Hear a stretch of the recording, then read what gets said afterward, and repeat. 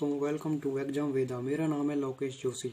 इस वीडियो हम mechanical design of transmission line देखेंगे। इसमें हम इंसुलेटर और इंसुलेटर में सस्पेंशन इंसुलेटर कंप्लीट देखेंगे। 2 disc insulator, 3 disc insulator, 4 disc insulator और 5 डिस्क इंसुलेटर। इसमें हम इंसुलेटर की प्रॉपर्टी, कितने टाइप होते हैं इंसुलेटर के, और कुछ न्यूमेरिकल भी करेंगे। तो सबसे पहले होता है हमारा इंसुलेटर। इंसुलेटर किसे कहते हैं? तो insulator provide insulation between conductor and अर्थ।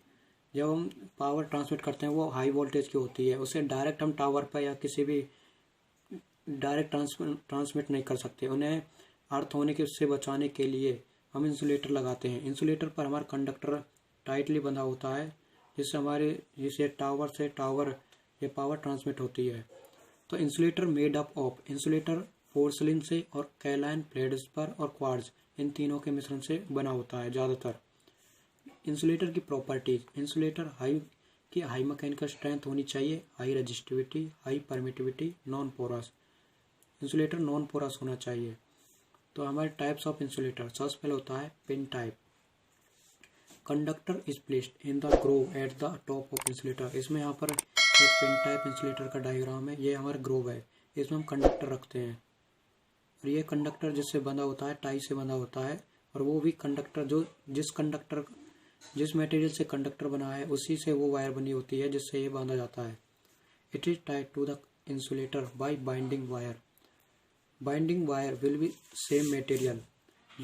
इसके यूज कहाँ कहाँ है? टेलीफोन लाइंस में हम ज़्यादातर यूज करते हैं। Overhead lines for low voltage, use up to 33 kV। इस टाइप के पिन टाइप इंसुलेटर को हम 33 kV से ऊपर यूज नहीं कर सकते। इसमें हम टावर से या फिर जो हमारे सपोर्टिंग स्ट्रक्चर होती है उससे टाइट करने के लिए इसमें स्टील बोल्ट होती है। ये यहाँ से इसमें स्टील बोल्ट फिक्स हो जाता है, जिससे ये टावर के साथ फिक्स हो जाता है। तो पिन टाइप के बाद आता है हमारा strain insulator. Strain insulator use at the dead end of the line और at the sharp curve, river crossing और एट द कॉर्वर्ड्स। यह डेड एंड पर यूज होता है। Use for voltage above 11 kV। ये 11 kV से ऊपर यूज होता है। It consist of N assembly of suspension insulator. Strain insulator में भी सस्पेंशन इंसुलेटर यानी डिस्क लगी होती हैं। जैसे ये यहाँ पर कोई बैंड आ गया या फिर रिवर क्रॉसिंग आ गई तो यह यहाँ से सीधी जाने के बजाय इसमें हमें मोड़ देना है, तो इस प्रकार हम मोड़ दे सकते हैं। तो इसका मेनली पर्पज होता है शार्प कर्व, डेड एंड। उसके बाद आता है हमारा साइकिल इंसुलेटर।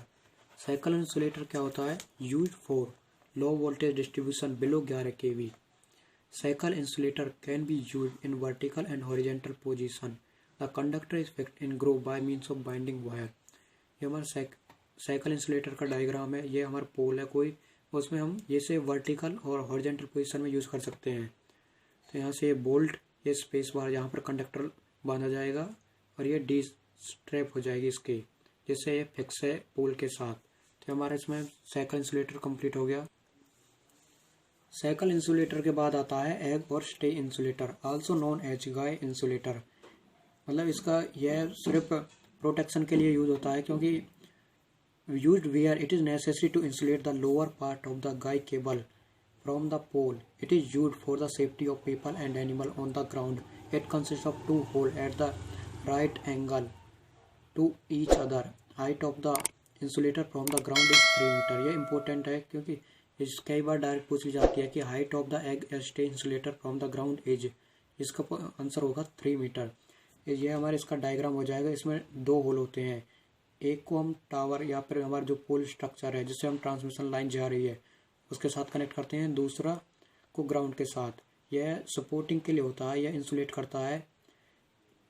यह गाय केबल जिसमें करंट नहीं होता उसके साथ लगा होता है। यह अपर पोर्शन और लोअर पोर्शन को अलग अलग कर देता है। हमारा नेक्स्ट है, सबसे इम्पोर्टेंट पार्ट है suspension type insulator. Consist of disc. Each disc is design for 11 kV। इसमें हर एक डिस्क की क्षमता होती है 11 kV की। ये हमारे 3 डिस्क हो गए, 1 2 3। ऐसे ये 1 2 3 आपने टावरों पर देखा होगा, बहुत सारी डिस्क लगी होती हैं। 3 फेज के ट्रांसमिशन, 6 फेज ट्रांसमिशन, पोली फेज ट्रांसमिशन होता है। तो ये हमारा पोल या टावर दिखाया गया है, ये phase voltage. Mainly use for voltage above 33 kV। Disc hangs with the cross arm. ये क्रॉस आर्म के, ये हमारी क्रॉस आर्म हो गए जिनके थ्रू ये डिस्क आपस में कनेक्टेड है। ये भी क्रॉस आर्म है। अब हो गया हमारी स्ट्रिंग एफिशिएंसी। स्ट्रिंग एफिशिएंसी किसे कहते हैं? मान लिया हमारे ये किसी भी टावर में ट्रांसमिशन लाइन में 3 डिस्क इंसुलेटर लगे हुए हैं, तो ये डिस्क इंसुलेटर भी आपस में कैपेसिटेंस का कार्य करते हैं, क्योंकि डाइलेक्ट्रिक कैपेसिटेंस के लिए डाइलेक्ट्रिक होना जरूरी है। तो इंसुलेटर यहाँ पर कैपेसिटेंस क्रिएट हो जाता है, जिसे सेल्फ कैपेसिटेंस कहते हैं, सी जिसे हम सी से रिप्रेजेंट कर रहे हैं। इनके थ्रू वोल्टेज होती है V1, V2, V3। ये टोटल वोल्टेज हो जाएगी V, phase voltage. String efficiency formula होता है total voltage across string upon में नंबर ऑफ डिस्क इनटू में voltage across nearest disc to the conductor. तो ये हो गया V अपॉन में 3V3। ये बराबर हो जाएगा V अपॉन में 3 इंटू में V/3 बराबर 3V अपॉन में 3V। ये कैंसिल हो जाएंगे आपस में, बराबर 1 इक्वल टू 100%। जितनी ज़्यादा एफिशिएंसी ज़्यादा रहेगी उतना ही अच्छा हमारा इंसुलेटर होता है। ये आइडियल कंडीशन है जब हमारे तीनों में वोल्टेज और करंट बराबर हैं, क्योंकि जब वोल्टेज और करंट तीनों में बराबर होंगे तभी ये एफिशिएंसी 100% होगी। लेकिन प्रैक्टिकली ऐसा नहीं होता, इसमें कुछ ना कुछ डिफरेंस होता है जिससे हमारी एफिशिएंसी कम होती है और कंडक्टर हमारा इंसुलेटर की हमारी एफिशिएंसी कम होती है। मैंने लिखा भी हुआ है यहाँ तीनों में बराबर करंट तथा वोल्टेज है। यदि तीनों में बराबर नहीं है तो एफिशिएंसी लो होगी। डीसी में स्ट्रिंग एफिशिएंसी डायरेक्टली पूछा जाता है। डीसी में स्ट्रिंग एफिशिएंसी 100% होती है। अब मेरा क्वेश्चन है 440 kV how many disc are required. तो इसका सॉल्यूशन करेंगे। यहाँ पर कुछ नहीं देख रहा कि ये लाइन वोल्टेज है या फेस वोल्टेज है, इसलिए हम इसे लाइन वोल्टेज लेंगे। इसे हम पहले फेस वोल्टेज में कन्वर्ट करेंगे, क्योंकि स्ट्रिंग एफिशिएंसी के लिए इसमें हम फेस वोल्टेज की ज़रूरत होती है। वी फेस क्या हो जाएगा, इसे √3 से डिवाइड कर देंगे तो ये 440 अपॉन √3 ये हो गया 254.33 वोल्ट। डिस्क कितनी चाहिए हमें, तो इसे 11 से, क्योंकि एक डिस्क 11 kV तक स्टैंड करती है, तो 254 kV के लिए 254 अपॉन में 11 तो ये हो गया 23.12 डिस्क। तो 23 नहीं लेंगे हम, 24 लेंगे, एक एक्स्ट्रा 24 डिस्क आर रिक्वायर्ड। तो इसका सॉल्यूशन हो जाएगा हमारा 24 डिस्क आर रिक्वायर्ड। अब देखते हैं हम 2 डिस्क इंसुलेटर। ये हमारा कोई ट्रांसमिशन लाइन है, उसमें 2 डिस्क लगे हुए हैं, 2 डिस्क से पावर ट्रांसमिट हो रही है, तो इसमें एक डिस्क ये हो गई, दूसरी डिस्क, इसमें दोनों डिस्क में सेल्फ कैपेसिटेंस बनेगा। ये हमने सेल्फ कैपेसिटेंस सी से रिप्रेजेंट किया है। एक बनेगा हमारा शंट कैपेसिटेंस। 2 डिस्क जो इनके मिड पॉइंट है और टावर इनके बीच में शंट कैपेसिटेंस बनेगा। वोल्टेज हो जाएगी V1 V2, I करंट है, I भी इस ब्रांच में करंट हो गया, I ये उस ब्रांच में, क्योंकि करंट डिवाइड हो जाएगा। टोटल वोल्टेज हो जाएगी V। तो सेल्फ कैपेसिटेंस रेशियो किसे कहते हैं, शंट कैपेसिटेंस अपॉन में सेल्फ कैपेसिटेंस। ये हो जाएगा हमारा कैपेसिटेंस रेशियो K बराबर में C1 अपॉन में C। यहाँ पर V2 जो डिस्क कंडक्टर के समीप होती है उसमें सबसे ज़्यादा वोल्टेज होती है, फिर ऐसे ही ऊपर कम होती चली जाती है। तो V2 में ज़्यादा वोल्टेज है V1 से, I में ज़्यादा करंट है IA से। तो हम सबसे पहले देख लेते हैं I बराबर में IA प्लस के IB, क्योंकि करंट डिवाइड हो रहा है। इसमें कोई भी हम डिवाइड फार्मूला लगा सकते हैं। हमने लगाया V2 ओमेगा C। I का करंट की वैल्यू क्या, करंट का मान क्या होता है, I बराबर, ये हमारा कैपेसिटेंस दे रखा है, कैपेसिटेंस के थ्रू करंट का इसका फॉर्मूला हो जाएगा V अपॉन में XC। तो ये हो गया, XC की वैल्यू क्या रख सकते हैं, 1 अपॉन में ओमेगा C। ओमेगा की वैल्यू होती है 2πf, तो ये होगी करंट की वैल्यू V ओमेगा C। तो C1 बराबर में होता है हमारा KC। तो हम I की वैल्यू रख देंगे हम V ओमेगा C। तो यहाँ पर हो जाएगा, ये I किसके थ्रू है, V2 के थ्रू, तो V2 ओमेगा C बराबर में IA किसके थ्रू है, V1 ओमेगा C प्लस के V1 IB भी V1 के थ्रू है, V1 ओमेगा C। ये हो जाएगा V2 ओमेगा C बराबर V1 ओमेगा C प्लस के V1 ओमेगा KC। C1 की वैल्यू क्या है, KC। तो यहाँ से V2 कॉमन लेंगे, ओमेगा C कॉमन लिया और वो कैंसिल हो गया, तो V2 बराबर में V1 प्लस के V1 K। तो V2 बराबर यहाँ से V1 कॉमन लेंगे, V1 इंटू में 1 प्लस के K। ये हमारी इक्वेशन हो गई A। तो V1 यहाँ से निकालेंगे, V1 बराबर V2 ओवर में 1 प्लस के K। ये हो गया। आगे सॉल्व करेंगे V। वोल्टेज क्या होती है, टोटल सभी वोल्टेज को जोड़ देंगे तो हमारी टोटल वोल्टेज निकल आती है। तो V बराबर है V1 प्लस के V2। तो ये हो गया V equal to V1 plus के V2 की वैल्यू क्या है, V2 बराबर V1 इंटू 1 प्लस के K। यहाँ से इसकी वैल्यू रख देंगे तो ये हो गया V बराबर में V1 प्लस के V1 2V1 प्लस के V1 K। यहाँ से V हो जाएगा V बराबर V1 इंटू में 2 प्लस के K। ये हो गया हमारी इक्वेशन नंबर B। तो V1 बराबर में V अपॉन में 2 प्लस के K। अब इन दोनों इक्वेशन से from equation A and B V1 बराबर में V2 ओवर 1 प्लस के K बराबर में V अपॉन में 2 प्लस के K। ये हो गया हमारा इसका फॉर्मूला 2 डिस्क इंसुलेटर का। अब 3 डिस्क इंसुलेटर, ये हमारा 3 डिस्क इंसुलेटर का डायग्राम है। इसमें V3 V2 V1 3 डिस्क हैं, 1 2 3। तो हमारा सेल्फ कैपेसिटेंस C और शंट कैपेसिटेंस हो जाएगा C1। इनमें करंट डिवाइड हो रहा है I2 I1, ये स्मॉल I1 ये स्मॉल I2, ये हमारा I3 जो सबसे ज़्यादा करंट है। तो इसमें V3 में सबसे ज़्यादा वोल्टेज है क्योंकि यह कंडक्टर के पास है, उससे कम V2 में, उससे कम V1 में। इसी प्रकार I3 से कम I2 से कम I1। तो इसका फॉर्मूला होता है, हमें जो हमने डेरिवेशन 2 डिस्क में किया था उसकी हमें कोई आवश्यकता नहीं होती है। ये मैंने आपको बताने के लिए किया है कि वो ये हमारा फॉर्मूला ड्राइव कैसे हुआ। तो हमें डायरेक्ट फॉर्मूले की आवश्यकता होती है, इसलिए मैंने 3 डिस्क 4 डिस्क और 5 डिस्क में डायरेक्ट फॉर्मूले लिखे हैं। तो V1 बराबर में V2 ओवर में 1 प्लस के K बराबर V3 ओवर 1 प्लस के 3K प्लस में K स्क्वायर बराबर V ओवर में 3 प्लस के 4K प्लस में K स्क्वायर। इसी से हम 3 डिस्क इंसुलेटर को सॉल्व कर सकते हैं। नेक्स्ट है 4 डिस्क इंसुलेटर। V1 बराबर V2 ओवर 1 प्लस के K बराबर V3 अपॉन में 1 प्लस के 3K प्लस में K स्क्वायर बराबर V4 अपॉन में 1 प्लस के 6K प्लस में 5K स्क्वायर प्लस में K की क्यूब बराबर V ओवर में 4 प्लस के 10K प्लस में 6K स्क्वायर प्लस में K की क्यूब। ये हो गया हमारा 4 डिस्क इंसुलेटर का फॉर्मूला।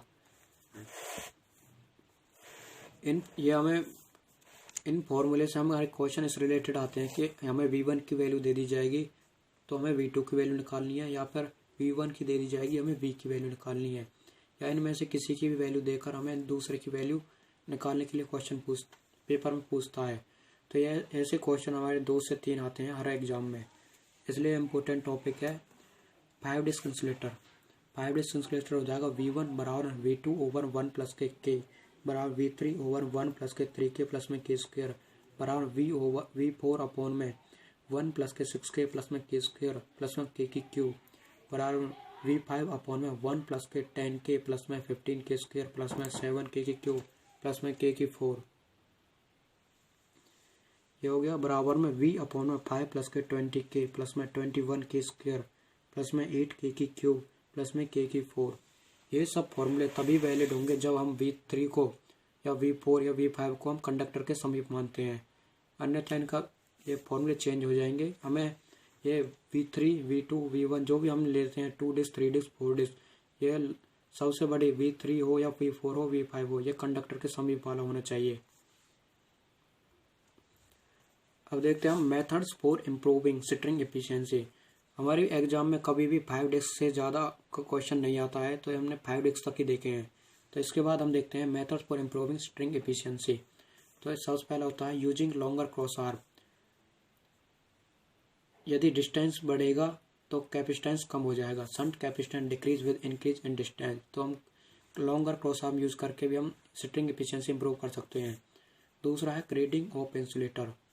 ग्रेडिंग में हम यह प्रैक्टिकली यूज नहीं होता है, इसमें V2 ज़्यादा है V1 से, CV ज़्यादा है CA से। V1 बराबर I1 इंटू XCA।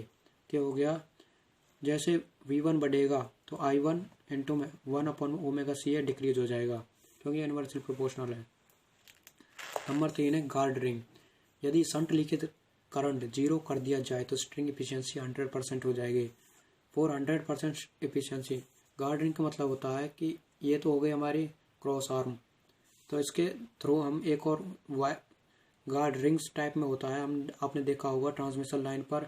वो इसलिए होता है कि इसको हम बराबर करने के लिए I2 बराबर I2 डैश I1 बराबर I1 डैश, इससे हमारी 100% एफिशिएंसी हो जाएगी क्योंकि शंट लीकेज करंट इससे 0 हो जाता है। तो हमारे 3 मेथड हैं स्ट्रिंग एफिशिएंसी को इम्प्रूव करने के, using longer cross arm, grading of insulator, guard ring. हम न्यूमेरिकल देखते हैं। A 3-phase overhead transmission line is being supported by 2-disc insulator. If the capacitance ratio is 2 and maximum voltage across any unit is not to exceed 11 kV, find the maximum voltage that string can withstand. तो हमने 2-disc insulator का diagram बना लिया है। सी और C1 ये shunt capacitance हो गया, ये self capacitance. V1 V2 voltage across हो गए इनके, V total voltage, phase voltage. तो शंट कैपेसिटेंस हमें कैपेसिटेंस रेशियो C1 अपॉन में C दे रखा है हमारे 2 के बराबर, यानी K बराबर में 2। V2 दे रखा है 11 kV के। तो V1 निकालना है। V1 बराबर में V2 ओवर 1 प्लस के K बराबर V ओवर में 2 प्लस के K। तो इनको वैल्यू को हम बराबर रख लेते हैं। 11 अपॉन में 1 प्लस के 2 बराबर V ओवर में 2 प्लस के 2। K की वैल्यू रख दी 11/3 बराबर V अपॉन में 4। तो ये हो गया V बराबर 44 अपॉन में 3, यानी 14.7 kV हमारा आंसर आ गया। हमारा नेक्स्ट न्यूमेरिकल है। A 3-phase overhead transmission line is being supported by 3-disc insulator. The top unit and middle unit are 9 kV and 11 kV. Calculate the ratio of shunt capacitance to self capacitance, line voltage and string efficiency. तो हमने 3-disc insulator का diagram बना लिया है। ये V1 V2 V3 C1 rate total voltage V।